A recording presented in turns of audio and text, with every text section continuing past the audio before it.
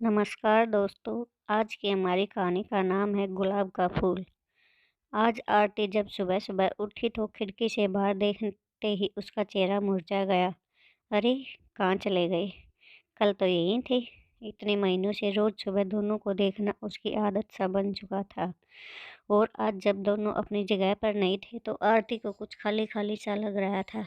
सुबह सुबह बस वो दोनों सामने दिख जाते तो आरती का रोम रोम पुलकित तो उठता, श्वासित हो उठती थी उसकी सांसें।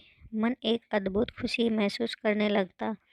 और सबसे खास बात, इन सब का सकारात्मक प्रभाव पड़ता उसके मन मस्तिष्क पर, और कलम खुद ब खुद कोई गीत लिखने लगती। पता नहीं क्या जादू था उन गुलाब के फूलों में। बस देखते ही मन मचल उठता। शायद अमन का असीम प्यार भरा था उनमें।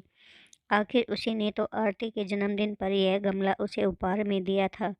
और फिर दोनों ने मिलकर उसमें गुलाब के फूलों का यह पौधा लगाया था। देखो न आरती, तुम्हारे लिए एक काम सौंप कर जा रहा हूँ।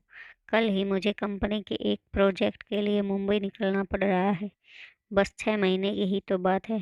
फिर आते ही झटमट गणी और पट ब्याह। बस तब तक मेरी यादों को इस पौधे में संजोती रहना। अमन को आरती को बातों में उलझाना बड़े अच्छे से आता था। अमन बेशक चला गया था, लेकिन आरती हर रोज बड़े अरमानों से उस पौधे को सींचती रही। आरती की खुशी का उस वक्त ठिकाना नहीं था जब वह एक रोज सुबह उठी और उसने पौधे पर दो फूल खिले हुए देखे, लाल रंग के। दोनों फूल बिल्कुल एक दूसरे से जुड़े हुए थे, आरती और अमन की तरह। आरती रोज उन फूलों को निहारती रहती और अमन को याद करती रहती। आरती की रोज अमन से फोन पर बात होती थी। भला 2 साल से चल रहा प्रेम दूरियों से कैसे कम हो सकता था? इसी प्रेम की शक्ति ने तो उसे क्या से क्या बना दिया था। कभी किसी को चिट्ठी पत्री में 2 अक्षर न लिखने वाली आरती की कला आज अनवरत चलने लगी थी। अपने जज्बातों को स्याही में भिगोकर क्या क्या न लिख डाला था उसने। तेरे एहसास में खुद को ऐसे फना कर दिया हमने, जिंदगी बाकी न बची, न तेरे साथ और न तेरे बाद। पता नहीं कैसे एहसास थे जो दिल से निकलकर पन्नों पर बिखरते रहते थे। जब बेमन होता आरती उन गुलाब के फूलों को निहारते हुए खिड़की के पास कागज कलम लेकर बैठ जाती।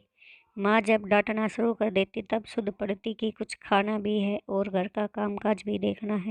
पता नहीं पिछले कुछ दिनों से क्या हो गया था उसे। पतझड़ का मौसम आ गया था, फूल मुरझाने लगे थे। माली से पूछकर खाद पानी भी डाला। अमन को फोन पर बताया तो वह भी पहले खूब हंसा, फिर बोला पतझड़ बीत जाने दो, सब कुछ ठीक हो जाएगा। आरती फिर भी आश्वस्त नहीं हो पा रही थी। अब तो बसंत की बहार भी छाने लगी थी। चारों तरफ एक मीठी बयार बहने लगी थी, लेकिन फिर भी आरती को कुछ सही नहीं लग रहा था। आज भी उन फूलों को देखे बिना बेचैनी बढ़ रही थी।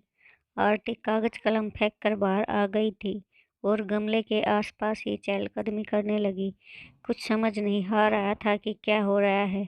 इसी बीच में उसे यह भी ध्यान नहीं रहा कि काफी देर से बाहर दरवाजे की घंटी बज रही है। आशी, कहाँ खोई हो? दरवाजे पर कब से घंटी बज रही है? ध्यान कहाँ है?